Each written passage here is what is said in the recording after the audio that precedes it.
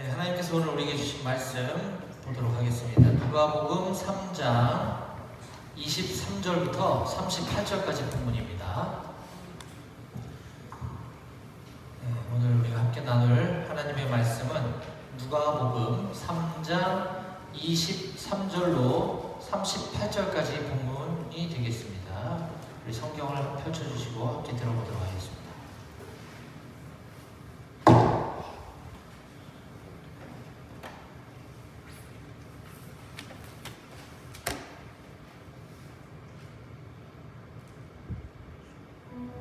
예수께서 가르치심을 시작하실 때 30세쯤 되시니라.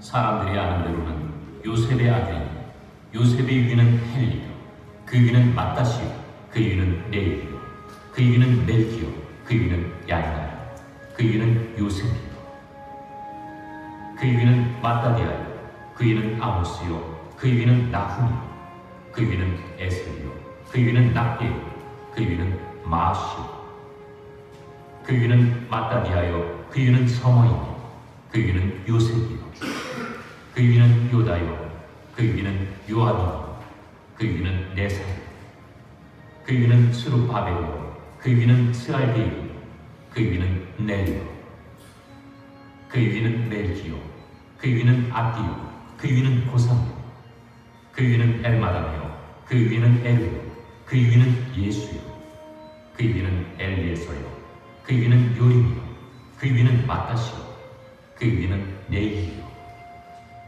그 위는 시므온이요, 그 위는 유다요, 그 위는 요셉이요, 그 위는 요람이요, 그 위는 엘리야김이요, 그 위는 멜레아요, 그 위는 멘나요, 그 위는 마따나요, 그 위는 나단이요, 그 위는 다윗이요, 그 위는 이세요, 그 위는 오벳이요, 그 위는 보아스요, 그 위는 살몬이요, 그 위는 나손이요, 그 위는 아미나답이요, 그 위는 아니요, 그 위는 헤스론이요, 그 위는 베레스요, 그 위는 유다요, 그 위는 야곱이요, 그 위는 이삭이요, 그 위는 아브라함이요, 그 위는 데라요, 그 위는 나홀이요, 그 위는 스룹이요, 그 위는 루우요, 그 위는 벨레기요, 그 위는 헤보요, 그 위는 살라요, 그 위는 가야나요, 그 위는 아박사시요, 그 위는 셈이요, 그 위는 노아요, 그 위는 레렉이요, 그 위는 무드셀라요, 그 위는 에녹이요, 그 위는 야르시요, 그 위는 마할랄레요, 그 위는 다이몬이요, 그 위는 에로스요, 그 위는 셋이요, 그 위는 아담이요, 그 위는 하나님이십니다. 아멘. 네, 감사합니다. 우리 일주일 동안 또 수고한 전우들을 서로 바라보면서 우리 여기는 방봉중대고 여기는 포병대대고 여기 42대대인가? 딱 그렇게 구분해서 앉은 건가? 예. 뭐 이렇게 구분해서 앉은 이렇게까지는 없는데 서로 이렇게 바라보면서 우리 반갑게 샬롬으로 인사합시다. 샬롬. 네, 평안하세요. 네, 샬롬. 네. 생활에서 가장 중요한 게 평안이 아닐까 싶습니다. 여러분들 억울한 일도 많고 짜증나는 일도 많지만 하나님께서 부어주시는 평안이 샬롬이 여러분들 위해 충만하기를 간절히 소망합니다. 오늘 찬양 인도해 주신 우리 앳샘리 선생님하고 샤이닝 밴드예요. 우리 권사님, 집사님 어디 가셨나? 우리 감사의 박수 부탁드리겠습니다. 네. 우리 선생님은 또 우리 크리스찬 뮤지션 아티스트로서 아주 다양한 활동을 하고 계시는데 여러분들 유튜브에 시옷 받침이 앳샘리 이렇게 검색하시면 네, 샤이닝 찬양팀을 검색하셔도 되고 그래서 많이 저도 참 즐겨 듣는데 되게 감동, 영감 있는 찬양, 대중가요도 많이 부르시거든요. 그런데 또 자작곡도 많이 하시고 그래서 여러분들이 많이 찾아 들으실 수 있으면 좋겠습니다. 이게 뭐 기름이 없다는 소리인가? 그런 거 같지?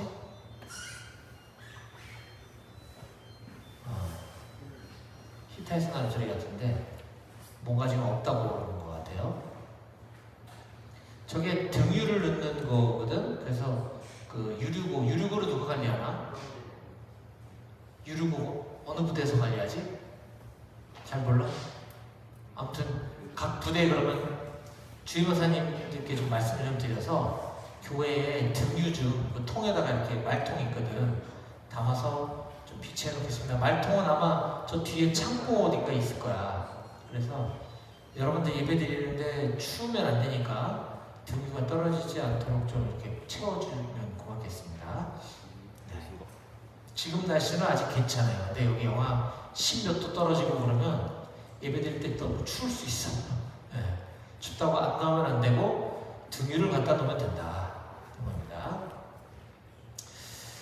자, 우리 3사단 방공중대 우리 청년들은 지난 수목금 2박 3일 동안 사단 군정부가 주관하고 다세움 비전 선교회가 모든 것들을 기획하고 진행해 주신 기독장병 영성 수련회에 참여하고 돌아왔습니다.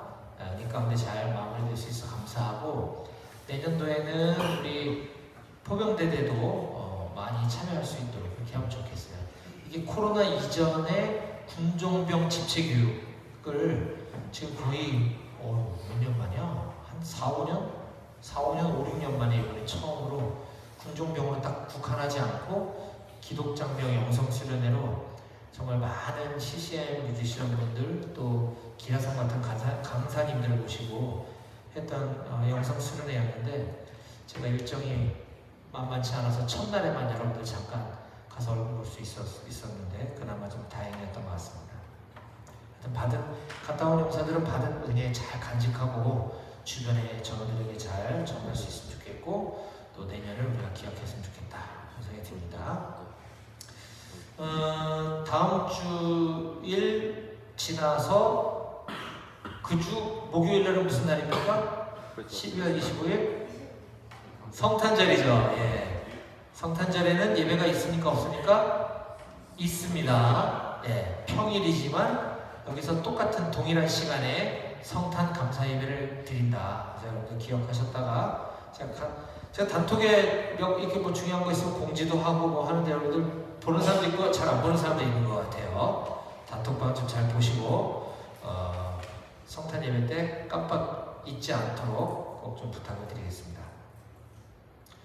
성탄 트리 준비해 주셔서 너무 감사하고 성탄 트리가 많이 비약해요.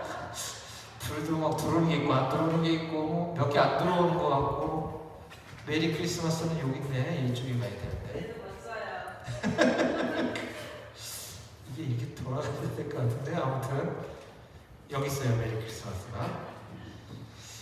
네, 저 뒤에도 있다는 사실 불규칙하지만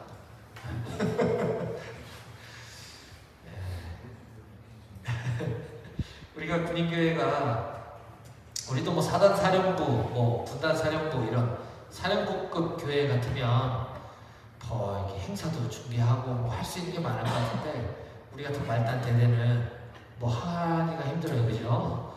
그래서 기껏 할 수 있는 게 이런 거 장식하는 건데 나름 여러분들이 성탄절 분위기를 잘 누렸으면 좋겠고 우리가 생각하는 성탄절 분위기란 이렇게 들뜨고 뭐 산타클로스가 선물 갖다 주고 이런 날이 아니라 우리 예수님이 이 땅에 오신 날이다라는 사실을 꼭 잊지 않으셨으면 좋겠습니다.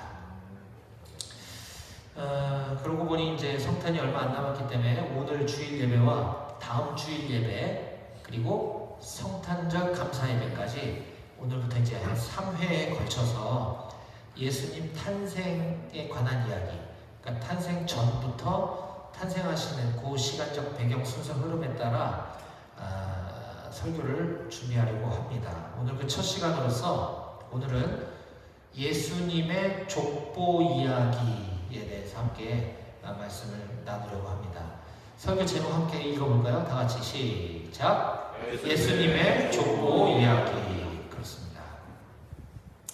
저는 주중에는 직장 생활을 하고 있어요. 제가 하는 업무는 지역 농협을 이렇게 돌아다니면서 농협 직원들한테 상품 교육시키고 마케팅 지원하는 그런 업무를 하고 있는데, 제가 한 4, 5년 전에 경기도 광주에 있는 모 농협에 갔다가 교육 끝나고 거기 조합장님께 이렇게 명함드리면서 인사를 서로 주고받고 하는데, 제 이름을 보시더니 조합장님이 이렇게 물어보시는 것이었어요. 혹시 어디 김씨입니까? 저한테 물어보시길래, 예, 저는 경주 김씨 계림분파입니다 라고 말씀드렸더니, 돌림이 어떻게 되냐. 그래서 저는 식자, 끝에 개가 식자 돌림이고 저희 아버님은 가운데가 정자 돌림이십니다. 그랬더니 그 조합장님, 저보다 연세가 한 20년은 훨씬 위신 조합장님께서 저보고 저희 아버님 학년이시네요. 네, 그래서 그분이 김학모 조합장님이셨는데, 제가 아들의 돌림을 가운데 학자를 쓰도록 되어 있거든요. 근데 물론 그렇게 안 했지만, 그래서 족보가 제가 윗대라는 것이 밝혀졌고, 그 뒤로 조합장님은 저를 피해 다니시는지 잘 뵐 수가 없었다. 농담입니다만 아무튼 그런 일이 있었습니다. 제가 족보가 높은 거는 저희 아버님이 연세가 많으시기 때문이에요. 저희 아버님께서는 2003년 5월, 에롱드 아마 태어날 무렵이거나 뭐 그쯤이었던 것 같은데, 제가 그때 대위로 군복무하던 시절에 84세이기로 하나님 나라로 떠나셨습니다. 저희 아버님께서. 지금으로부터 22년 전에, 맞나? 그렇죠. 22년 전에 84세셨던 거죠.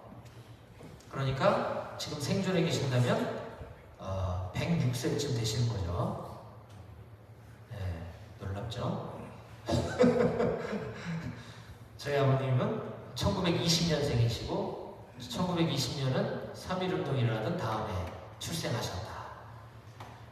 그 위로 한 대만 더 거슬러 올라가면 저희 할아버님께서는 9남매를 낳으셨는데 그 중에 저희 아버님이 막내셨기 때문에 할아버님이 저희 아버님을 54세 낳으셨어요.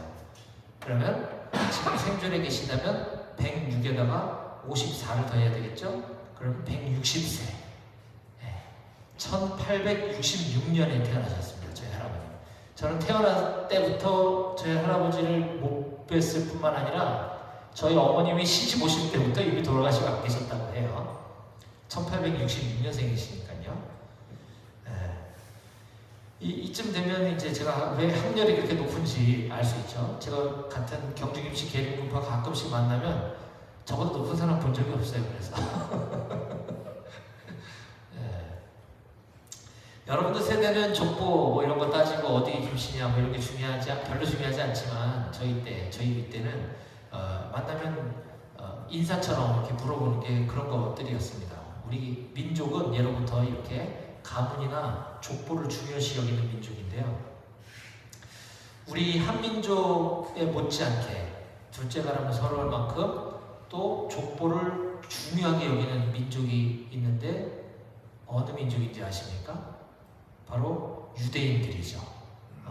예수님의 그 출생과 그 배경을 이루고 있는 이스라엘 유대 민족들도 우리보다 어쩌면 더 족보와 이런 가문을 중요시하는 민족입니다. 그래서 유대인들의 역사라고도 할 수 있는 유대인들의 역사를 기록한 책인 이 성경책에 보면 굉장히 많은 족보가 소개되고 있어요. 많은 사람들의 족보가.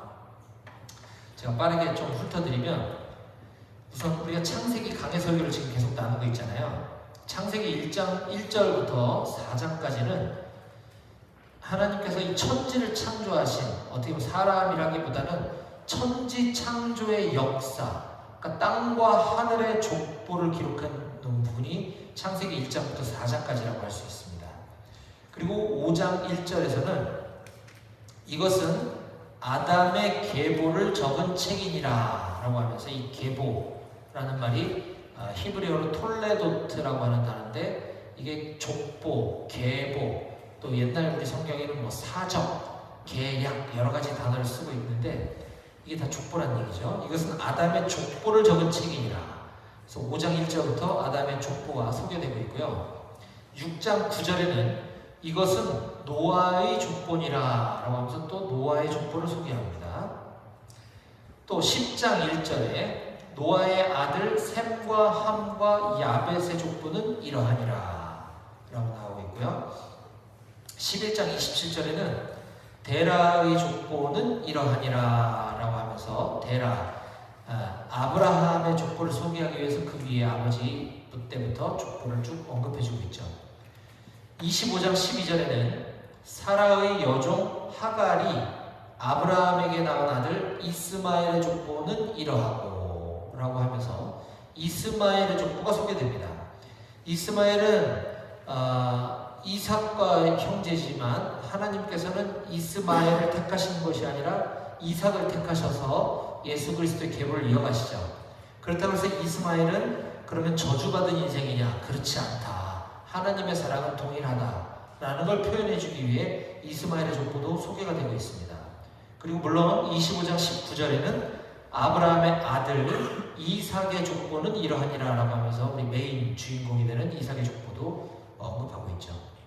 또 36장 1절 보기 전에 37장 2절에 보면 또 이삭의 아들로 내려와서 야곱의 족보는 이러하니라 라고 하면서 역시 야곱 중요한 인물이죠. 야곱의 족보가 소개되고 있고, 야곱은 사실 하나님의 특별한 은혜로 선택받아서 그가 이 믿음의 조상 계보에 오른 사람이지, 그는 태어날 때부터 그의 일평생은 아주 비열하고 거짓말쟁이에다가 남을 속이는 그런 사람이었어요. 야곱은.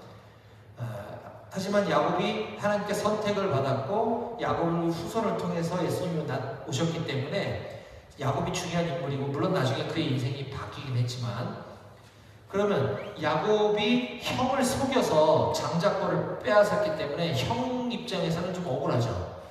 그래서 야곱의 형인 에서도 역사 속에 변방으로 밀려나게 됐지만, 하나님의 입장에서는 에서도 중요하게 다루고 계시는 것을 우리가 36장 1절에 에서 곧 에돔의 족보는 이러하니라 라고 하면서 에서를 배제시키지 않고, 하나님은 역시 그의 족보, 그의 후손들도 소개하고 있습니다. 볼 수 있는 것입니다.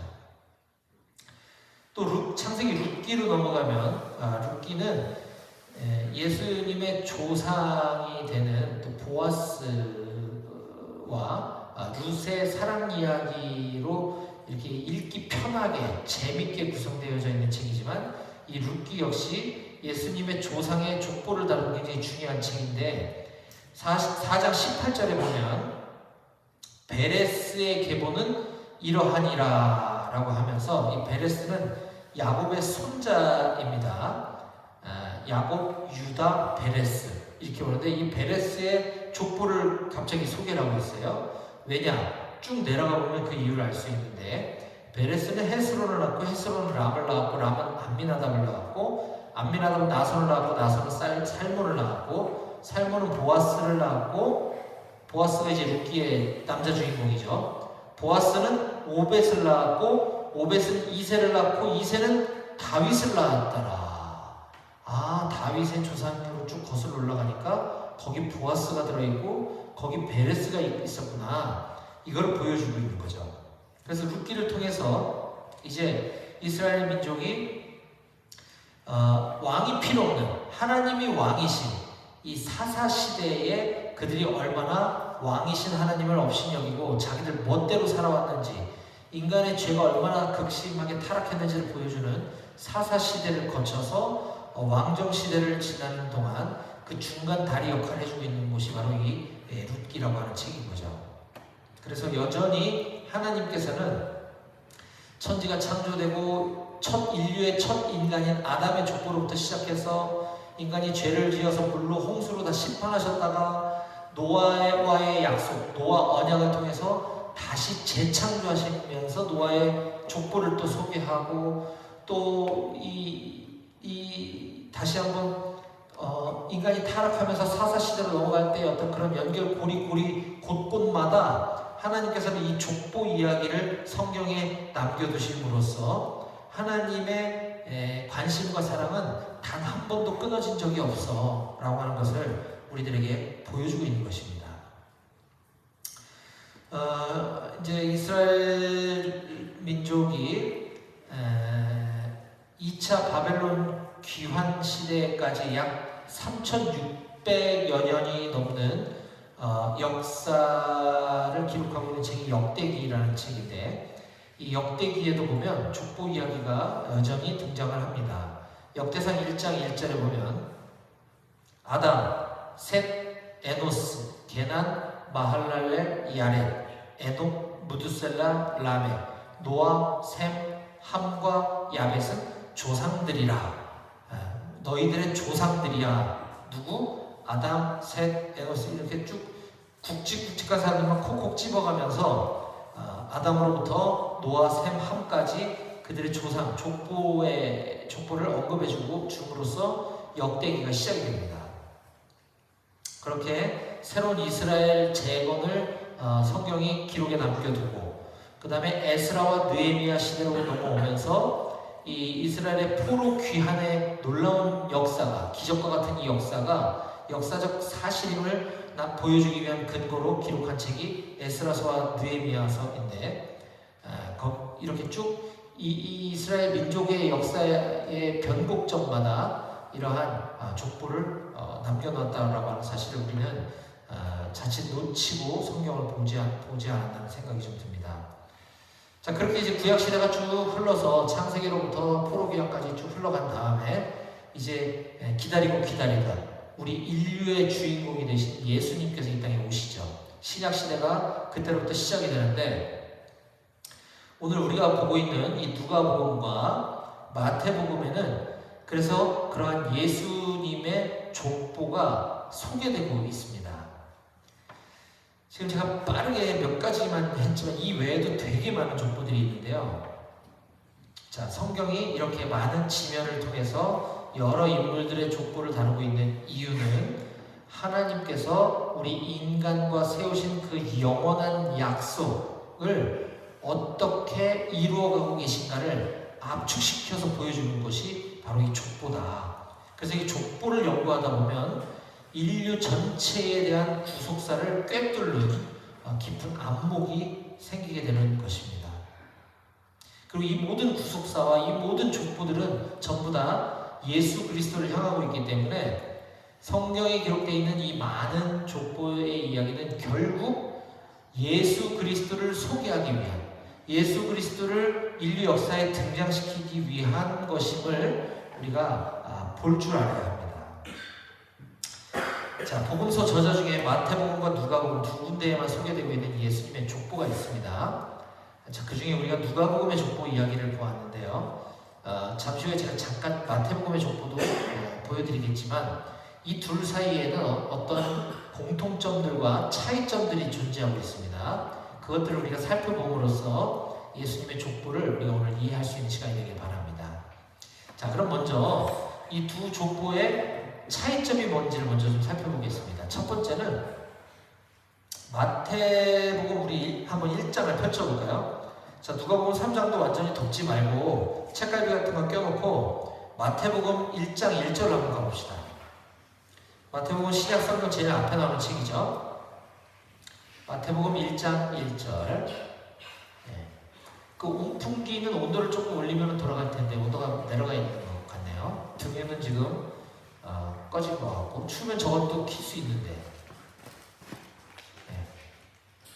저 온풍기는 리모컨으로 키는 거거든요. 누가 좀 도와주라, 뒤에. 저쪽 왼쪽 뒤에 있는 온풍기도 전원 스위치 키면 켜질 거예요. 온풍기 꺼지니까 또 금방 써다니지네, 그죠? 여러분들 예배 나올 때 프리스도 좀 입고 옷 좀 따뜻하게 입고 와야 돼. 추리닝만 입고 오면 추워요. 한겨울에. 한겨울에 반바지 입고 오는 사람도 가끔 있던데 그런 짓 하지 말고. 자, 마태복음 1장 1절부터 한번 빠르게 보겠습니다. 자, 아브라함과 다윗의 자손 예수 그리스도의 계보, 족보라. 아브라함이 이삭을 낳고, 자, 아브라함부터 찍어서 이제 내려오기 시작합니다. 아브라함은 이삭을 낳고, 이삭은 야곱을 낳고, 야곱은 유다와 그의 형제들을 낳고, 여기까지가 우리가 지금 창세기 48장까지 보고 있는 창세기의 역사죠. 그리고 유다는 다말에게서 베레스와 세레를 낳고 베레스는 헤스로를 낳고 헤스로는 람을 낳고, 여기서 볼 수 있듯이 유다가 누굽니까? 우리가 지금 창세기 강해 설교 때 보고 있는 야곱의 형제 중에 한 명이죠. 형이죠, 형. 우리는 지금 야곱이라는 인물을 통해서 요셉을 보고 있지만 예수 그리스도의 탄생에 관한 족보에서는 유다가 중요하구나 라는 걸 우리가 알 수 있는데요. 유다는 다말에게서 베레스와 세레를 낳고 쭉쭉쭉쭉쭉 내려가다가 6절, 이새는 다윗 왕을 낳으니라. 다윗은 우리아의 아내에게서 솔로몬을 낳고, 솔로몬은 르호보암을 낳고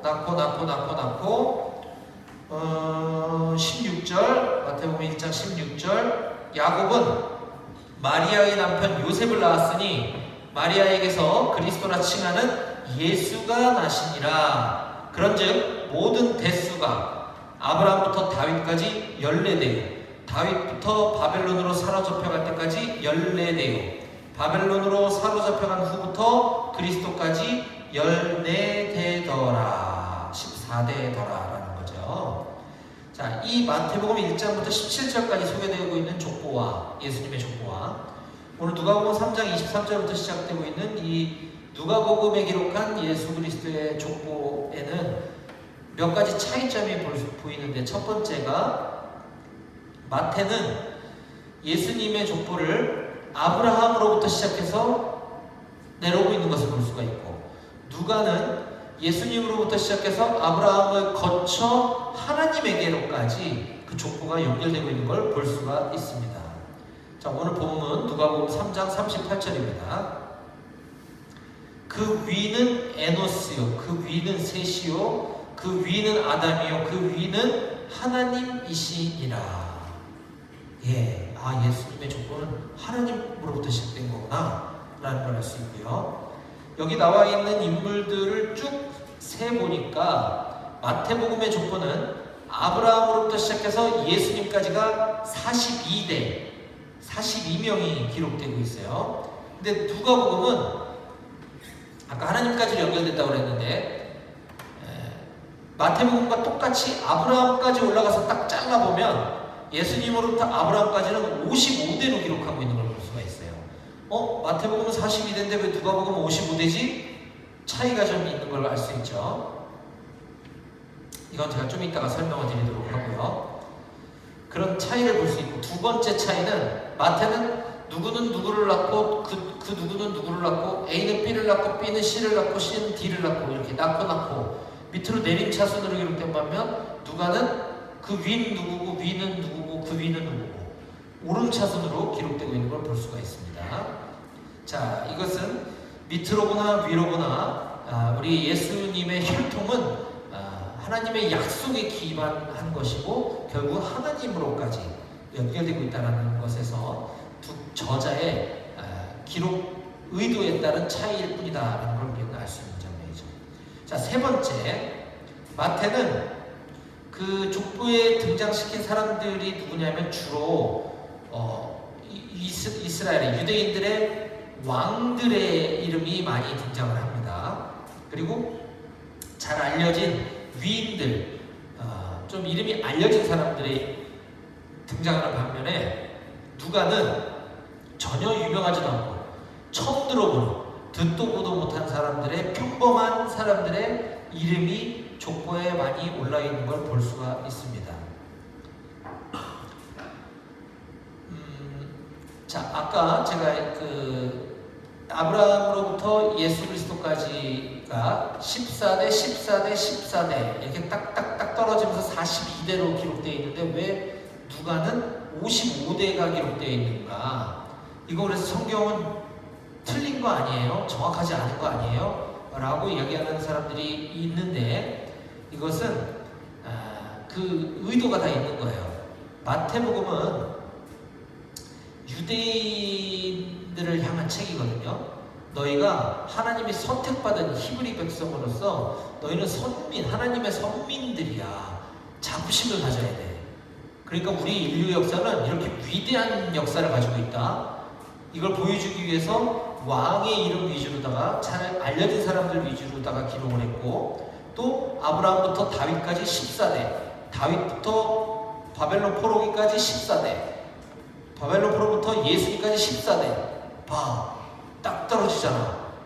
이렇게 하고는 있지만 이 14를 강조한 이유는 이 히브리어 알파벳에 다윗이라는 그 단어 스펠링이 갖고 있는 숫자의 의미가 14를 갖고 있기 때문에 이것은 다윗의 혈통으로 오신 예수님을 부각시켜주기 위해서 의도적으로 그렇게 14대씩 기록을 해놓고 있는 것이에요.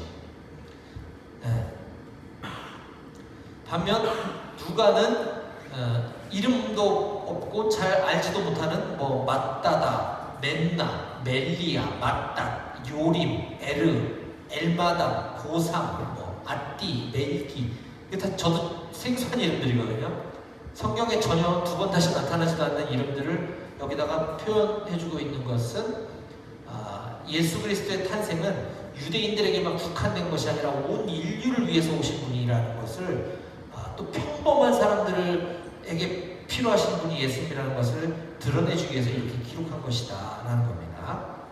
자, 또 네 번째 마테오와 누가의 족보의 차이는, 마태복음이 시작되는 제일 첫머리에 마태복음 1장 1절부터 아브라함과 다윗의 자손 예수 그리스도의 족보는 이러하다라고 족보가 먼저 소개되고 있는 반면에 누가복음은 3장에서 중간에 느닷없이 갑자기 예수님 족보가 언급되고 있어요. 자, 그 이유는 누가도 이 예수님의 족보를 3장 후반부에 배치한 의도가 있다는 거죠. 그 바로 앞에는 무슨 이야기가 있냐면 예수님이 세례를 받으시고 이제 본격적으로 이 땅에 오신 목적을 이루기 위해 공생의 사역을 시작하십니다. 그때 하늘로부터 어떤 음성이 들려오냐면 누가복음 3장 22절에 예수님이 이제 세례 받으시고 기도하실 때 하늘이 열리고 비둘기 같은 형체로 성령이 강림하시더니 하늘로부터 소리가 나기를 너는 내 사랑하는 아들이라 내가 너를 기뻐하노라 하시니라 라고 오늘 본문 족보가 나오기 바로 직전에 이 장면이 언급되고 있거든요. 예수가 하나님의 아들이시다라는 것을 드러내주고 있는 거죠. 네, 너는 내 사랑하는 아들이라 내가 너를 기뻐하노라 라는 음성이 하늘로부터 들렸다. 예수는 바로 하나님의 아들이시다 라고 하는 것을 보여주고 나서 예수님의 족보가 쫙 나오고 있는 거예요.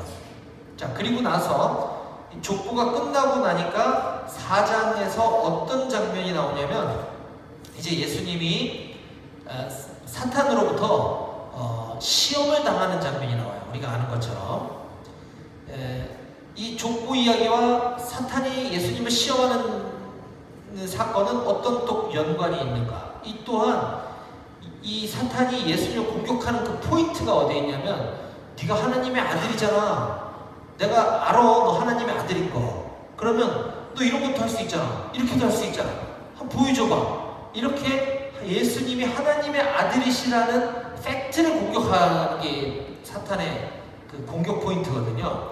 자, 그 장면이 4장 3절에 보니까 마귀가 이르되 네가 만일 하나님의 아들이거든 어떻게 해라. 또 4장 9절 또 이끌고 예루살렘으로 가서 성전 꼭대기에 세우고 이르되 네가 만일 하나님의 아들이거든 여기서 뛰어내리라. 네, 이거는 사탄도 모르는 게 아니죠. 예수님이 하나님의 아들이신 거를 모르는데 골리는 게 아니에요. 야, 네가 하나님의 아들이라고? 야, 너 하나님의 아들이면 뛰어봐. 이게 아니고 예수님이 하나님의 아들이라는 걸 알아. 그렇기 때문에 이렇게 해보라고 하는 거죠. 그런 시험을 하는 거예요. 이 앞뒤 맥락과 좌우를 연결해 봤을 때 예수가 하나님의 아들이시라는 걸 증명해 보이기 위해서 그 중간에 족보가 언급되고 있다라고 하는 것을 우리가 알 수 있는 것입니다. 그래서 누가복음은 3장 23절부터 예수님의 족보 이야기가 나오는 거예요. 자, 그럼 이번에 둘 사이의 공통점이 무엇이 있는가 좀 보겠습니다. 마태복음과 누가복음에 기록된 족보는 거기에 나와 있는 사람 이름이 다가 아니에요. 우리가 거기서 오류를 범하기 쉬운데, 그래서 마태복음은 왜 42대에 걸쳐 족보가 기록되어 있고 똑같은 아브라함부터 예수인데 왜 누가는 55대냐? 그거는 선택적으로 사람 이름을 기록해 놓은 것이지 그게 족보의 풀 버전이 아니다 라고 하는 것입니다. 그래서 그 부분을 그거를 그럼 말로만 그렇게 하면 뭐 어떻게 믿어? 마태복음이 맞을 수도 있고 누가복음이 틀릴 수도 있고 둘 다 틀린 걸 수도 있잖아. 근데 뭐 선택적으로 기록했다는 걸 어떻게 믿냐? 그럴 때 우리는 마태복음 1장 8절과 9절에 나와 있는 족보를 저 위에 역대상에 가보면 거기에는 똑같은 족보가 나와요. 자, 마태복음 1장 8절과 9절에 보면 왕들의 족보를 소개할 때 이렇게 이야기합니다.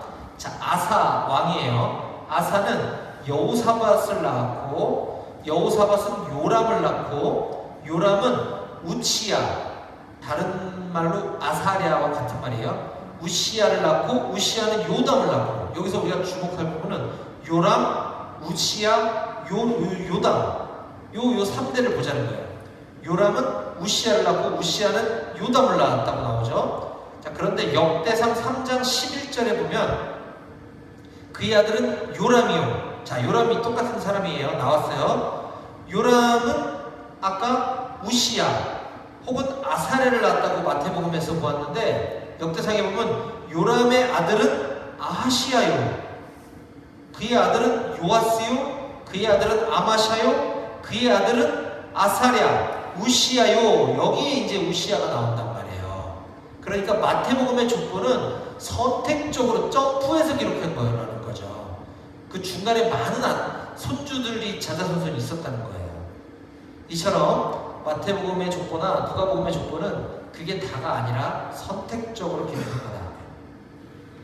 두 번째 차이는 모두 마태나 누가나 예수님이 이 땅에 오신 목적, 그거는 온 인류를 구원하기 위함, 좀 어려운 말로 메시아의 보편성을 강조하기 위한 족보다라는 것입니다. 자, 누가는 이방인이 기록한 책이에요. 누가는 이스라엘 유대인 히브리인이 아니란 말이에요. 그래서 누가복음의 내용은 우리 이스라엘 사람이 아닌 우리가 읽기에 참 편하고 가슴에 와닿는 이야기들이 많아. 반면 마태복음은 유대인들을 대상으로 쓴 책이에요. 히브리인들에게 보여주려고 그들의 선민 사상을 부추기고, 너희는 하나님으로부터 선택받은 백성들이야. 근데 너희가 이렇게 살았어. 너희가 이렇게 살면 안 되지 않겠니? 이 히브리인들에게 교훈을 주기 위한 책이 마태복음이라는 거죠. 그런데 이 둘은 엄청난 차이가 있는데 그럼에도 불구하고 마태복음의 시작 부분에 예수님의 족보를 소개하면서 거기에 감추고 싶은 비밀, 별로 기록하고 싶지 않은 기록을 남겨두는데 그게 뭐냐? 예수님의 족보 가운데 여인의 이름을 넣어놨다는 거예요. 네. 오늘 집사님, 권사님도 오셨지만 죄송하지만 이 히브리인들은 여인들은 숫자도 세지 않고 남존 여비가 너무 심한 민족이었기 때문에 여자의 이름이 족보에 올라간다는 것은 있을 수가 없는 일이었거든요. 그럼에도 불구하고 마태복음에 예수님 족보를 소개하면서 다말, 라합, 룻, 밧세바를 기록하고 있는데 이들이 다 누구냐? 다말은 근친상간의 죄를 범한 부정한 여인이라고 할 수 있고요. 라합은 가나안의 기생 출신 여인이죠. 그리고 룻은 모압 여인, 이방인, 그러니까 유대인 여자도 아니고 외국 여자예요. 또 게다가. 그리고 밧세바는 또 누굽니까? 우리아의 아내죠. 밧세바가 뭐 잘못했다고 할 수는 없지만 아무튼 다윗의 충실한 부하의 아내였던 밧세바를 다윗이 범해서 아들을 낳은 게 솔로몬이 되고 그 계보를 따라 예수님이 오셨단 말이에요. 여인의 이름이 족보에 등장한 것도 센세이션한 일인데 그 여인들 몇몇을 보면 참 부끄럽고 기록에 남기기 싫은 이런 사람들의 이름을 누가복음도 아니라 마태복음에 기록해놨다는 것은 이 마태복음이든 누가복음이든 예수님의 족보는 모든 인류에게 다 해당되고 다 필요한 것이다라는 것을 의도적으로 보여주고 있는 것이다 하는 것을 우리가 알 수 있습니다. 온 인류를 위해 오신 보편성을 지니신 메시아, 그리고 마지막 세 번째 두 족보의 공통점은 예수 그리스도가 하나님이신데 성육신 하셔서 인간으로 오신 이야기를 우리가 보통 사람들은 그걸 어떻게 믿을 수가 있죠? 하나님이 어떻게 인간의 모습으로 이 땅에 오신다는 게 말이 안 되죠. 신이라고 한다면 저 높은 곳에서 우리가 여기서 막 지성과 막 온갖 노력을 다해서 그 신에게 잘 보이려고 해야 되는 게 보통 우리가 알고 있는 신인데, 거꾸로 신이신 그분이 이 땅에 내려왔다? 이게 참 믿기 어려운 사실이거든요. 근데 그것이 사실이야, 팩트야. 반 족보가 있잖아. 이거를 보여주기 위한 것이 두 족보의 공통점이다 라고 하는 것입니다. 사랑하는 여러분, 자, 우리는 오늘 예수님의 족보 이야기를 제가 시간이 넉넉지 않아서 빠르게 설명을 좀 드리겠습니다. 하나님의 아들이시면서 인간의 모습을 하고 이 땅에 낮은 모습으로 오신 예수라는 인물은 인간이 머릿속으로 상상해서 지어낸 소설이 아닙니다. 그분은 역사 속에 실존하시는 분이심을 꼭 믿으시기 바랍니다. 그것을 증명하기 위해서 성경은 족보라고 하는 것을 통해 우리들에게 보여주고 있는 것이에요. 우리가 하나님을 아버지라고 부르는 수 있는 것은 우리 또한 하나님으로부터 시작된 그 족보에 저와 여러분들이 들어있는 줄 믿으시기 바랍니다. 네. 이 복음서에 기록된 예수님의 족보를 통해서 우리가 깨달아야 될 것은 하나님의 모든 인류를 구원하기 원하시는 그 하나님의 원대하신 계획은 결국 예수 그리스도를 통과해서, 예수 그리스도만 통과해서 그것이 가능하고, 그 인류 구원의 역사, 인류의 족보 이야기는 결국 그 초점이 나에게로까지 맞춰져 있다라고 하는 사실을 꼭 믿으시기 바랍니다. 그리하여 그 하나님의 사랑, 그 하나님의 은혜에 감격해야 하는 그 놀라운 기쁜 소식, 예수 그리스도가 이 땅에 태어나신 그 큰 기쁨과 함께 복음에 동참하는 저와 여러분들이 다 되실 수 있기를 주님의 이름으로 간절히 축원합니다. 아멘. 기도하시겠습니다.